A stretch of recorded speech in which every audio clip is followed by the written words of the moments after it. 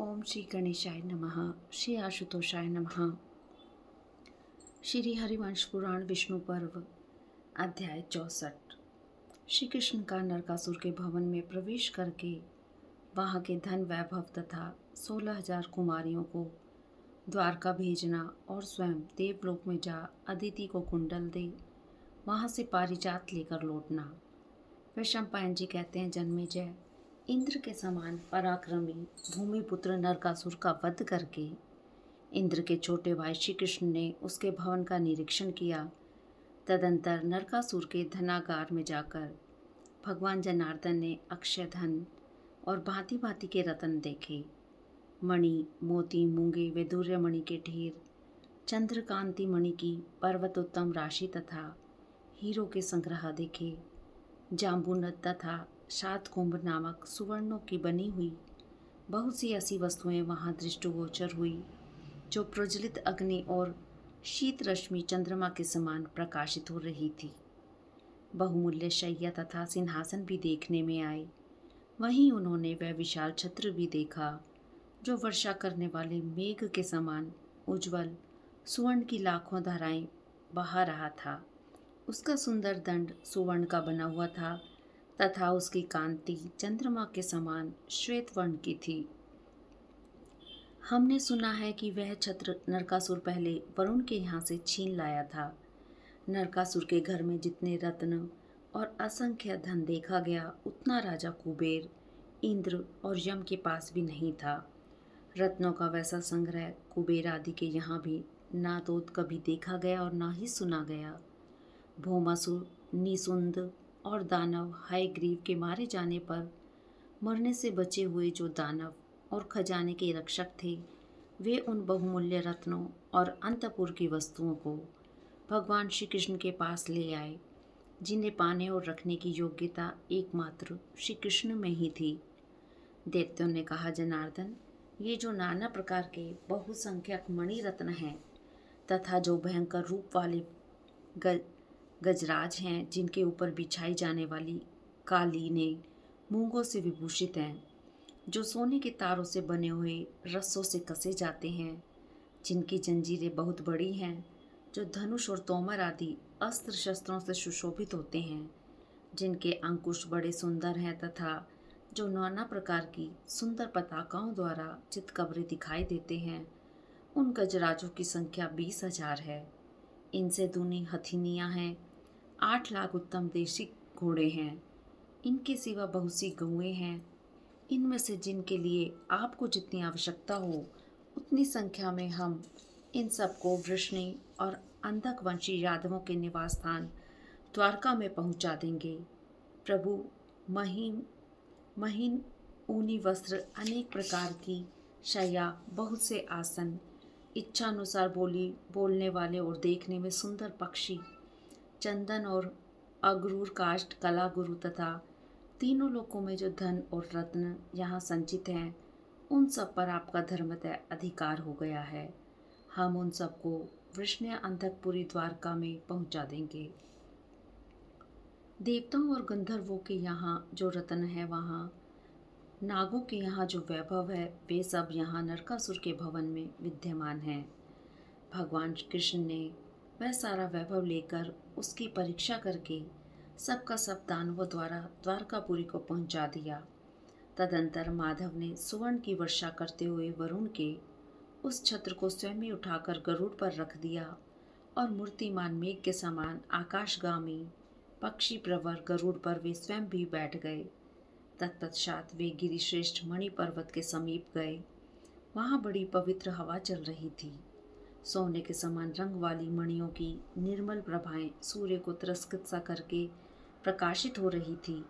वहाँ मधुसूदन ने बहुत से वैदूर्य मणि के समान रंग वाले प्रकाशमान द्वार और घर देखे, जहाँ बंधनवारें बंधी हुई थी और पताकाएं फहरा रही थी।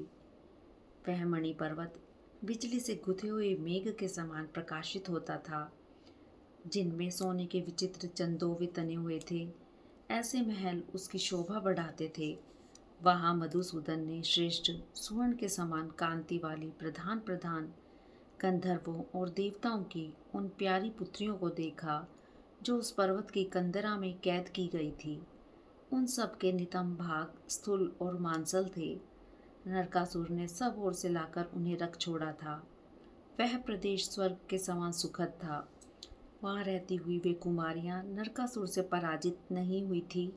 उन्होंने काम भोग का परित्याग कर रखा था और वे देवियों के समान वहाँ सुखपूर्वक रहती थी। एक वेणी धारण करने वाली तथा काशाय वस्त्र से अपने अंगों को आच्छादित करने वाली उन समस्त कुमारियों ने महाभाव श्री कृष्ण को चारों ओर से घेर लिया। उन्होंने अपनी इंद्रियों को पूर्णतः संयम में रखा था। व्रत और उपवास करने के कारण उनके सारे अंग दुबले हो गए थे। वे सदा ही श्री कृष्ण के दर्शन की अभिलाषा रखती थी। यदुकुल के सिंह श्री कृष्ण के पास जाकर उन सब कुमारियों ने हाथ जोड़ लिए। नरकासुर, महान असुर मोर, हायग्रीव तथा निसुंद को मारा गया जानकर वे सब स्त्रियां श्री कृष्ण को घेर कर खड़ी हुई थी।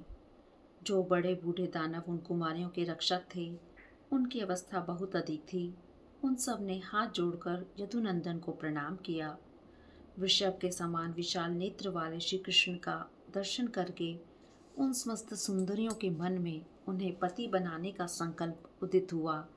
श्री कृष्ण का चंद्रमा के समान मनोहर मुख देखकर उनकी सारी इंद्रियां आनंद सिंधु में निमग्न हो गई थी।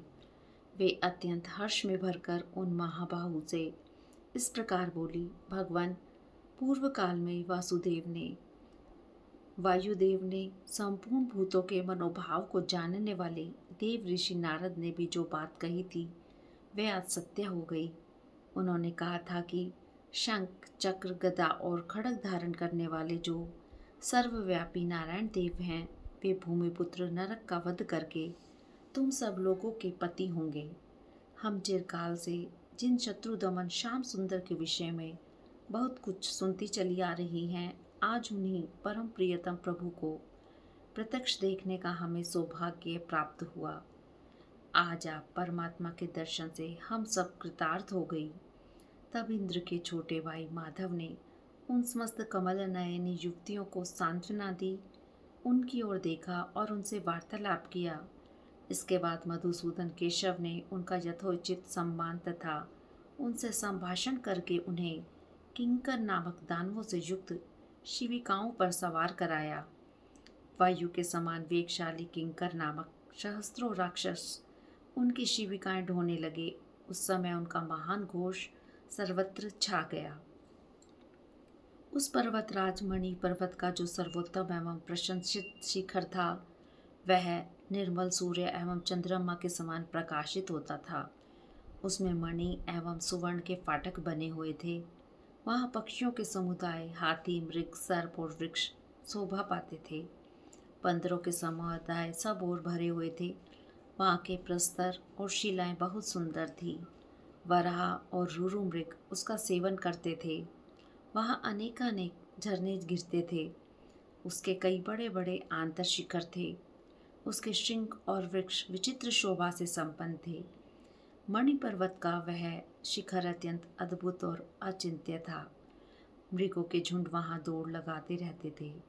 चकोरों के झुंड और मोर अपने कलरवों से उसे प्रतिध्वनित किए रहते थे।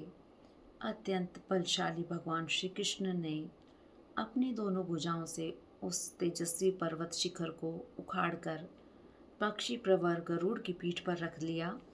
पक्षियों में श्रेष्ठ गरुड़ मणि पर्वत के उस शिखर को तथा पत्नी सहित श्री कृष्ण को भी लेकर लीला पूर्वक चलने लगे। उनका शरीर हिमालय के शिखर के समान विशाल था। वे पक्षीराज अपनी पांखों को बलपूर्वक हिला हिलाकर संपूर्ण दिशाओं में महान कोलाहल मचाते रहते थे। वे बड़े बड़े पर्वत शिखरों को तोड़ डालते, वृक्षों को उखाड़ फेंकते, बड़े बड़े बादलों को छिन भिन कर देते और कुछ को अपने साथ उड़ाए लिए जाते थे। चंद्रदेव और सूर्यदेव के प्रदेश को लांघकर वे वायु के समान वेगशाली पक्षी गरुड़ भगवान श्री कृष्ण के वश में होकर चलते थे। देवताओं और गंधर्वों से सेवित मेरुगिरी पर पहुंचकर उन भगवान मधुसूदन ने समस्त देवग्रहों का दर्शन किया। शत्रुओं को संताप देने वाले नरेश्वर उन्होंने विश्वदेवों, मरुदगणों, साध्यों और अश्वनी कुमारों के प्रकाशमान स्थानों को लांघते हुए पुण्यतम लोकों में पहुंचकर देवलोक में पदार्पण किया। तत्पश्चात शत्रुदमन जनार्दन ने इंद्र भवन के निकट जाकर उसके भीतर प्रवेश किया। वहां गरुड़ से उतरकर वे देवेश्वर इंद्र से मिले। देवराज इंद्र ने भी प्रसन्नतापूर्वक उनका अभिनंदन किया।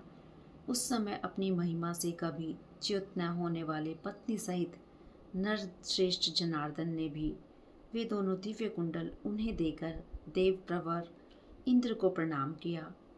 देवराज इंद्र ने नाना प्रकार के रत्नों द्वारा श्री कृष्ण का आदर सत्कार किया। इसी प्रकार पुलोम कन्या शची ने भी सत्यभामा का यथोचित रूप से अभिनंदन किया।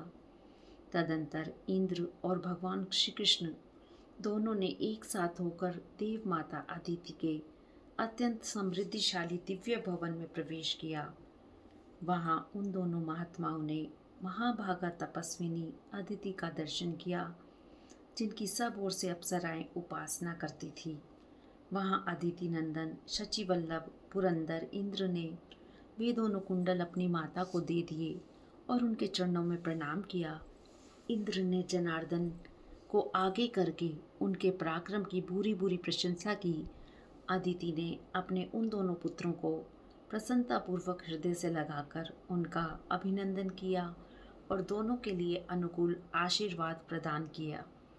शची और सत्यभामा ने भी बड़ी प्रसन्नता के साथ परम पूजनीय देवी अदिति के सुंदर चरणों का स्पर्श किया। तब यशस्विनी देव माता ने उन दोनों से भी प्रेम पूर्वक वार्तालाप किया। इसके बाद अदिति ने भगवान जनार्दन से यह यथार्थ बात कही, वत्स, तुम संपूर्ण भूतों के लिए अजय और अवध्य होगे। जैसे ये देवराज इंद्र हैं, उसी प्रकार तुम भी अपराजित और लोक पूजित होगे। यह सुंदरी सत्यभामा सदा प्रिय दर्शना, संपूर्ण लोकों में विख्यात, दिव्य गंध वाली, मनोरमा, सुस्थिर यौवना, सौभाग्यवती तथा स्त्रियों में उत्तम हो। श्री कृष्ण, जब तक तुम मानव बनकर मनुष्य लोक में रहोगे, तब तक बहू सत्यभामा बूढ़ी नहीं होगी। देव माता अदिति के द्वारा इस प्रकार सत्कार पाकर देवराज की आज्ञा ले उन्होंने रत्नों द्वारा पूजित महाबली श्री कृष्ण सत्यभामा सहित गरुड़ पर आरूढ़ हुए और देव ऋषियों द्वारा प्रशंसित देवताओं के क्रीड़ा कानन नंदन वन में सब ओर घूमने लगे। इंद्र के उस क्रीड़ावन में महाबाहु श्री कृष्ण ने पारिजात नामक दिव्य विशाल वृक्ष को देखा, जो देवताओं द्वारा पूजित था। वह वृक्ष सदा ही फूल धारण करने वाला, पवित्र गंध से सुवासित तथा परम उत्तम था। उसके पास जाने पर सब लोगों को अपने पूर्व जन्म की बातों का स्मरण हो आता था। देवता उस वृक्ष की रक्षा करते थे, परंतु अमित पराक्रमी श्री कृष्ण उसे बलपूर्वक उखाड़कर गरुड़ की पीठ पर रख लिया। वहाँ श्री कृष्ण तथा सत्यभामा ने दिव्य अप्सराओं के समुदाय को देखा। उन्होंने भी पीछे से दिव्य युवती सत्यभामा का दर्शन किया। तदंतर वायु सेवित मार्ग से श्री कृष्ण द्वारकापुरी की ओर चल दिए। महाबाहु देवराज इंद्र ने जब उस समय श्री कृष्ण के पारिजात हरण रूपी उस कर्म को सुना, तब यह कहकर उसका अनुमोदन किया कि श्री कृष्ण ने मेरा बहुत बड़ा कार्य सिद्ध किया है। देवताओं से पूजित और सप्त ऋषियों से प्रशंसित हो शत्रुदमन श्री कृष्ण ने देवलोक से द्वारका को प्रस्थान किया। देवराज से सम्मानित हुए महाबाहु श्री कृष्ण ने उस विशाल मार्ग को लघु मार्ग की भांति थोड़ी ही देर में तय करके यादवपुरी को देखा। इंद्र के छोटे भाई गरुड़ वाहन श्रीमान भगवान श्री कृष्ण वैसा महान कर्म करके द्वारका में चले आए। इस प्रकार श्री महाभारत के खिलबाग हरिवंश के अंतर्गत विष्णु पर्व में पारिजात हरण और द्वारका में प्रवेश विषयक 64वां अध्याय पूरा हुआ। हरिओम तत्सत। हरिओम तत्सत। ओम नमो भगवते वासुदेवाय नमः।